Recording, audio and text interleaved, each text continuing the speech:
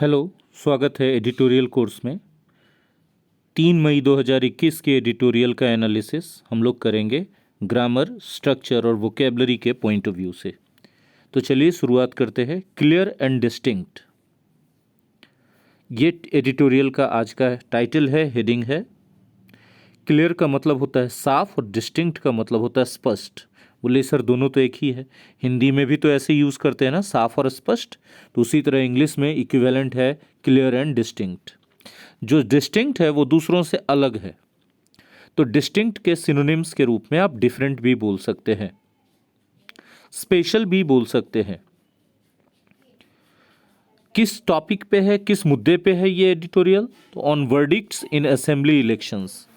Assembly elections में जो verdicts मिले हैं, वर्डिक्ट का मतलब होता है फैसला।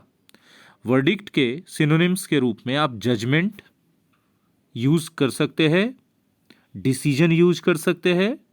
ये वर्डिक्ट किसके द्वारा दिया गया? जनरली वर्डिक्ट दिया जाता है कोर्ट के द्वारा। कोर्ट के द्वारा जजमेंट, वर्डिक्ट, डिक्री दिया जाता है, डिसीजन दिया जाता है।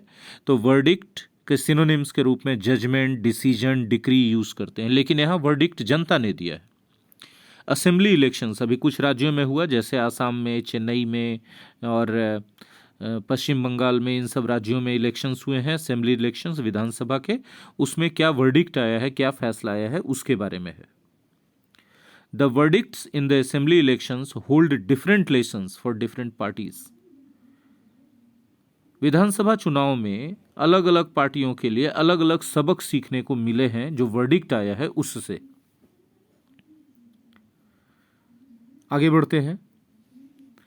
Elections present an opportunity for political change. Elections जो है पॉलिटिकल चेंज का एक अपॉर्चुनिटी प्रस्तुत करते हैं।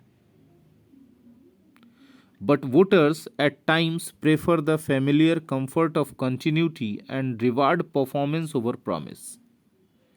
लेकिन एट टाइम्स का मतलब होता है कभी कभी या कई बार।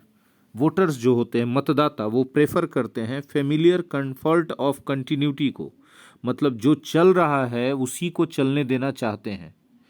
और रिवार्ड करते हैं परफॉर्मेंस को, ओवर प्रॉमिस, मतलब जो पार्टी सत्ता में है और उसने अगर अच्छा काम किया है तो नई पार्टी जो प्रॉमिस कर रही है अच्छा काम करने का, उसके ऊपर वो परफॉर्मेंस दे चुके हुए पार्टी को, जो ऑलरेडी सत्ता में है, उसकी कंटिन्यूटी को बनाए रखने में वो सहज महसूस करते हैं। Assam, West Bengal and Kerala have voted for the incumbents. Vote for somebody मतलब किसी के लिए, किसी के समर्थन में वोट करना, और वोट अगेंस्ट हो जाएगा तो किसी के विरोध में वोट करना। ठीक है। तो आसाम, वेस्ट बंगाल एंड केरला है, मतलब वहाँ की जनता ने वोट किया है इनकम्बेंट्स के लिए, मतलब सत्तारूढ़ पार्टी के लिए। जो पहले से सत्ता में थे वही रह गए। While Tamil Nadu and Puducherry have voted for change. जबकि तमिलनाडु और पुडुचेरी के जनता ने सत्ता परिवर्तन कर दिया वोट के द्वारा, मतलब कि उन्होंने वोट दिया नई पार्टी के लिए जो सत्ता में नहीं थी। There is no one theme that can explain how the voters responded to the myriad political choices before them. myriad मतलब innumerable, अनंत, है ना। तो ऐसा कोई एक थीम नहीं है। There is no one theme. No one को यहां एक साथ प्रोनाउन नहीं समझना है, नो वन को एक साथ नहीं समझना। There is no one theme, ऐसा कोई एक थीम नहीं है दैट कैन एक्सप्लेन, जो एक्सप्लेन कर सके how the voters responded to the myriad political choices before them, जिससे यह एक्सप्लेन किया जा सके कि जनता ने अपने सामने जो इतने ज़्यादा, इतने अनगिनत, असंख्य राजनीतिक विकल्प थे, उनके प्रति कैसे रेस्पॉन्ड किया। रेस्पॉन्ड टू समथिंग या समबडी, मतलब रेस्पॉन्ड टू समबडी या समथिंग मतलब समबडी या समथिंग को जवाब देना, उसके प्रति प्रतिक्रिया जाहिर करना। To preposition. Parties with strong and visible leadership might have the same appeal as leaders that show empathy for their daily struggles. कहा जा रहा है कि पार्टी जिनका बहुत ही स्ट्रांग और विजिबल लीडरशिप है, वो भी उतना ही अपील रख सकते हैं जितना कि वो लीडर्स जो उनके डेली स्ट्रगल, वहाँ की जनता के डेली स्ट्रगल के प्रति अपनी एम्पैथी दर्शाते हैं। शो एम्पैथी फॉर समथिंग, इसका मतलब होता है किसी के भावनाओं को समझना। शो एम्पैथी फॉर समबडी मतलब उनके मन में क्या तकलीफें चल रही है, उनके जीवन में क्या बातें चल रही हैं, उसको समझने की क्षमता होना। तो यदि if you are showing empathy for something मतलब आप उस हालात को समझ पा रहे हो, आप में क्षमता है। तो उनका जो डेली स्ट्रगल है वहाँ की जनता का, उसको समझने वाले नेताओं के बराबर ही अपील रखते हैं स्ट्रॉन्ग और विजिबल लीडरशिप वाले parties.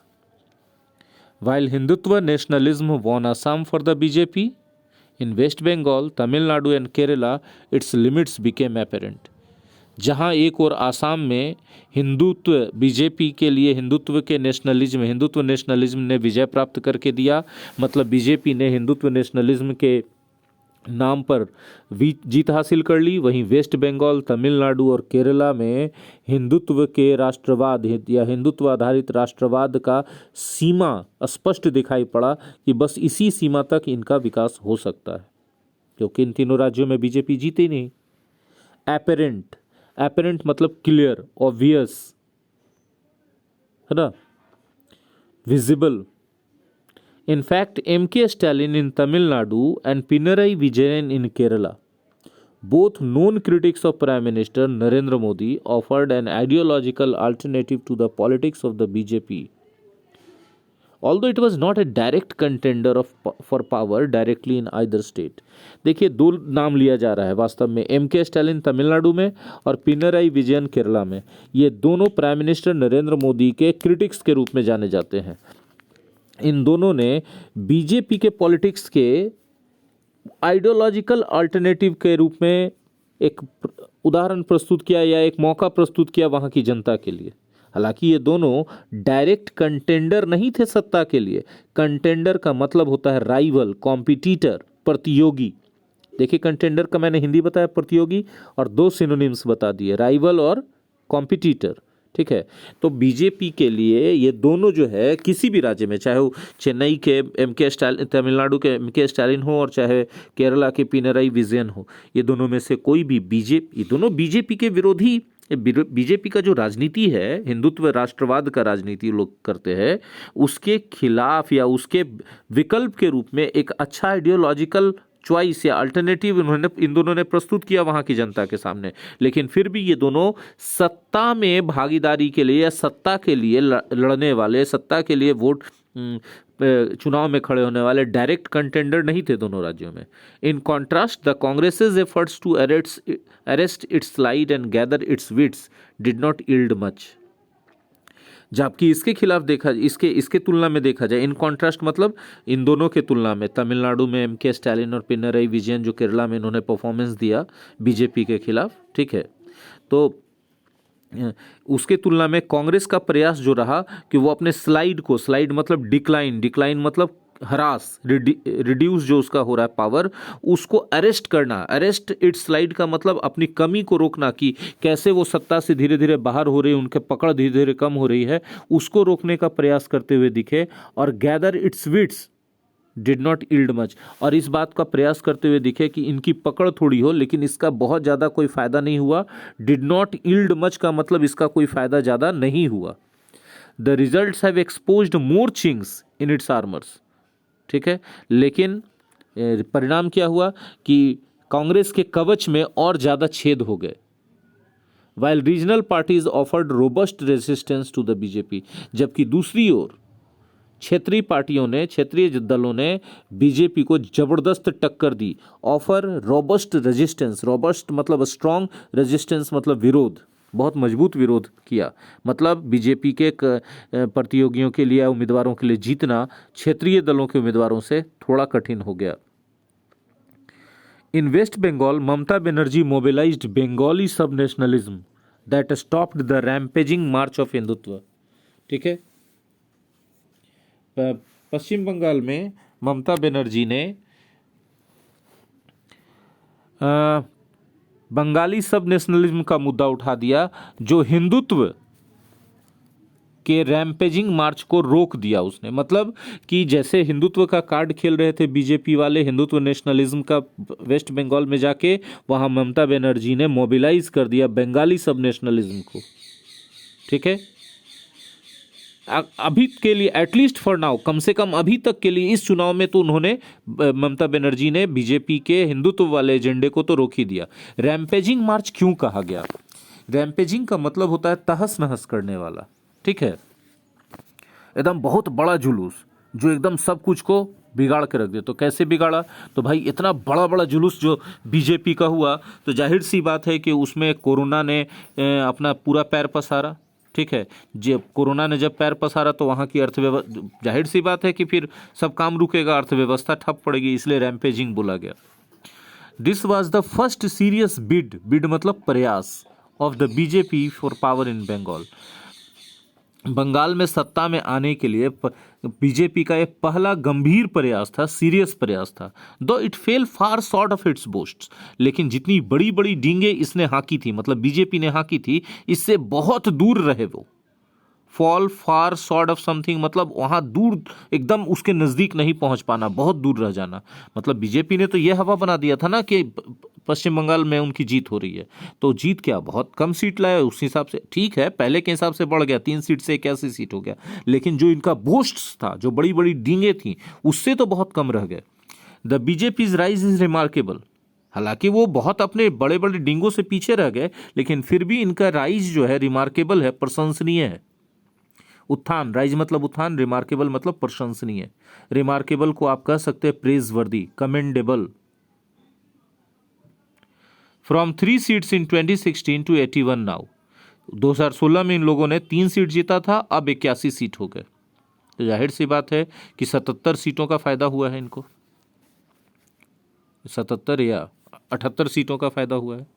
With the left and the Congress nearly obliterated, चूंकि वामपंथी दल और कांग्रेस लगभग ओब्लिटरेटेड हो गए, विलुप्त हो गए। ओब्लिटरेट का मतलब मिटा देना उनकी हस्ती, और नियरली मतलब लगभग।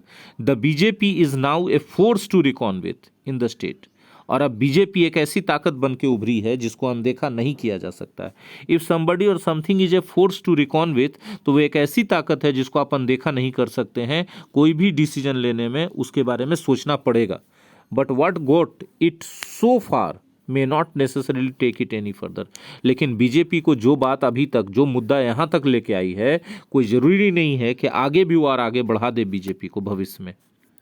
इनफैक्ट वास्तव में the popular reaction against the BJP's crude communalism and deployment of its workers from other states was so intense that people left aside all their complaints against the incumbent Trinamool Congress government. देखिए, जो सत्ताधारी तृणमूल कांग्रेस का सरकार है, उससे लोगों को काफ़ी कंप्लेंट था, लेकिन बीजेपी ने इतना जबरदस्त क्रूड कम्युनलिज्म खेला और अपने दूसरे राज्यों से वर्कर्स को लाके इतना इंटेंस तरीके से लगा दिया कि लोग उससे चिढ़ गए, और उन्होंने अपने मन में जो उनके शिकायत था सत्ताधारी तृणमूल कांग्रेस गवर्नमेंट से, उनको उन्हें एक तरफ कर दिया, मतलब उसकी शिकायतों को छोड़ दिया उन लोगों ने। The BJP strategy for West Bengal has been costly, जो बीजेपी का स्ट्रैटेजी था वेस्ट बंगाल में, वो बहुत महंगा साबित हुआ। इन टर्म्स, किस किस मामले में? तो in terms of public health, institutional credibility, social harmony and even bilateral ties with a friendly neighbouring country Bangladesh. और किन किन मामलों में? तो पब्लिक हेल्थ के मामलों में बहुत महंगा साबित हुआ। इंस्टीट्यूशनल क्रेडिबिलिटी मतलब कि इलेक्शन कमीशन के क्रेडिबिलिटी पर लोगों को विश्वसनीयता, क्रेडिबिलिटी मतलब विश्वसनीयता पर लोगों को शक होने लगा। कोर्ट ने भी इस पर बहुत आपत्ति जताई। वहाँ की सामाजिक सद्भावना, सोशल हार्मोनी मतलब सामाजिक सद्भावना के लिए अच्छा नहीं हुआ, एक वैमनस्यता और कड़वाहट घोल दिया इसके स्ट्रैटेजी ने, बीजेपी के स्ट्रैटेजी ने। और इवन यहाँ तक भी, इवन बायलैटरल टाइज, द्विपक्षीय जो संबंध था अपने फ्रेंडली नेबर कंट्री बांग्लादेश के साथ, उसके लिए भी बहुत महंगा साबित हुआ बीजेपी का स्ट्रैटेजी। द बीजेपी लॉस्ट, हालांकि बीजेपी हार तो गया है, लेकिन the damage caused bye it's maximalist campaign. Maximalist campaign किसको कहते हैं? तो मैक्सिमलिस्ट कोई भी अप्रोच, एटीट्यूड या कैंपेन है तो वो किसी भी चीज से कॉम्प्रोमाइज करने के लिए तैयार नहीं है। उसको जो चाहिए सो चाहिए बस, हर हालत में। Cannot be easily done. ठीक है, बीजेपी हार तो गई है, लेकिन बीजेपी के मैक्सिमलिस्ट कैंपेन के द्वारा, एकदम अनकॉम्प्रोमाइजिंग कैंपेन जो इसने किया, उसके द्वारा जो डैमेज किया गया है उसको आसानी से अंडर नहीं किया जा सकता, उसको आसानी से भरपाई नहीं किया जा सकता। The state is staring at N explosion in covid infections. अब जो है राज्य, मतलब पश्चिम बंगाल की बात हो रही है कि कोविड-19 के एक्सप्लोजन का, मतलब वहाँ धमाका होगा कोविड-19 के इन्फेक्शन का। देखिएगा अचानक से बहुत बड़ी संख्या में वहाँ से इन्फेक्शंस की खबर आएगी। And Miss Banerjee has her task cut out. और मिस बनर्जी का काम अब बहुत मुश्किल हो चुका है, entering into her third term as chief minister. तीसरा पारी वो खेलने जा रहे हैं चीफ मिनिस्टर के रूप में, और इस समय उनका काम बहुत डिफिकल्ट हुआ। हैव वंस टास्क या वर्क कट आउट का मतलब जो सामने आपको करने के लिए दिया गया वो बहुत कठिन है, बहुत बहुत कठिन है। ठीक है, she must take serious note. उनको बहुत गंभीरता से ध्यान देना होगा किस चीज पर? Of the public resentment against her party, कि जो जनता की नाराजगी है। रिसेंटमेंट मतलब नाराजगी, रिसेंटमेंट मतलब क्या बोल सकते हैं उनको, डिससेटिस्फैक्शन। रिसेंटमेंट मतलब एंगर, रिसेंटमेंट मतलब रैथ, WRATH, ये सब सिनोनिम्स है। तो रिसेंटमेंट अगेंस्ट समबडी और समथिंग, किसी चीज़ के खिलाफ नाराजगी, तो उनकी पार्टी से जो नाराजगी है उसको उनको ध्यान देना होगा बहुत गंभीर तरीके से। Rather than read this victory as public approval of its high handedness and corruption. High handedness का मतलब होता है सख्ती। हाई हैंडेडनेस तब कहा जाता है जब कोई सामने वाले की भावनाओं, ज़रूरतों और प्राथमिकताओं का बिना ध्यान रखे बस अपनी मर्जी का करते रहे, उसको हाई हैंडेड पर्सन कहते हैं, और उसके इस खराब क्वालिटी को हाई हैंडेडनेस कहते हैं। तो ममता बनर्जी को ये नहीं सोचना चाहिए कि जनता ने उनके हाई हैंडेडनेस और भ्रष्टाचार को पब्लिक अप्रूवल दे दिया है, जनता की मान्यता मिल गई इस जीत से, बल्कि उनको ये सोचना चाहिए कि जनता उनकी पार्टी से काफ़ी नाराज है। क्यों सोचना चाहिए ऐसा? जीत तो गई हैं, लेकिन सोचिए कि जो पार्टी बीजेपी 2016 में 3 सीट पे थी, वो 81 सीट पे कैसे आई? जनता ही ने उनको चुन के भेजा ना। इतनी बड़ी संख्या में जनता उनके खिलाफ चली गई, तृणमूल कांग्रेस के। ये बात उनको सोचना चाहिए। In Assam, the BJP reaped the benefits of its government's proactive measures to provide relief to people badly impacted by the lockdown last year. देखिए, पिछले साल के लॉकडाउन से badly impacted, बुरी तरह प्रभावित, impacted मतलब affected, प्रभावित, जो लोग बुरी तरह प्रभावित थे, उनको प्रोएक्टिव मेजर लेकर के उनकी सरकार जो असम में थी बीजेपी की, उसने रिलीफ प्रोवाइड कर दिया, राहत पहुंचा दिया, कुछ कुछ काम ऐसे कर दिए जिससे राहत मिले, और उसका बेनिफिट बीजेपी ने रीप किया, काटा। उसके लाभ के फसल के रूप में आसाम में बीजेपी फिर से सत्ता में आ गई।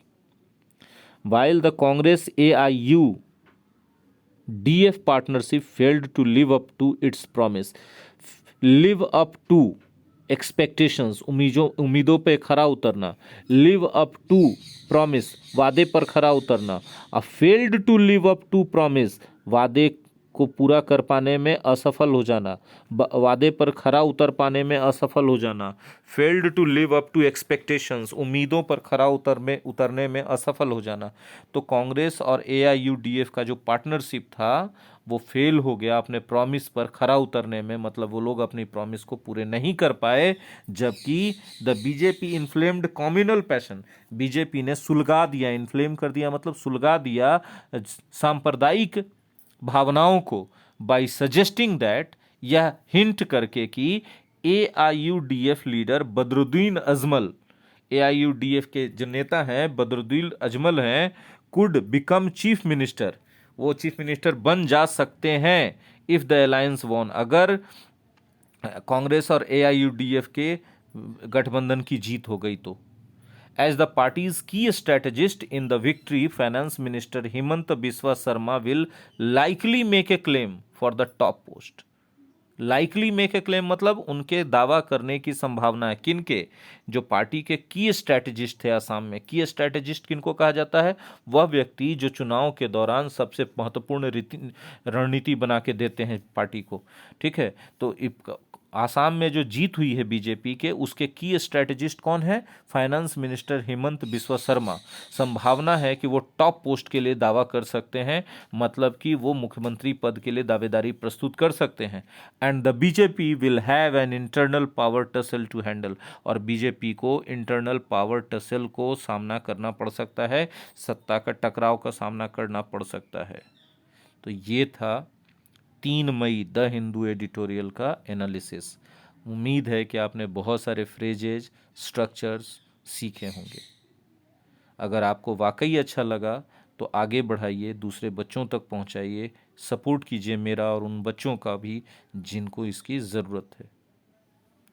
और अगर आप कंप्लीट एडिटोरियल कोर्स करना चाहते हैं, जिसमें 2 एडिटोरियल, उसका एनालिसिस कंप्लीट, और एक एडिटोरियल पे बेस्ड इंग्लिश का कंप्लीट सेट, जिसमें रीडिंग कॉम्प्रिहेंशन, क्लोज टेस्ट, पारा जंबल, एरर स्पॉटिंग और सेनो एंटो के क्वेश्चंस होंगे, तो हमारे ऐप माई एग्ज़ाम स्टडी को डाउनलोड कर लें गूगल प्ले स्टोर से।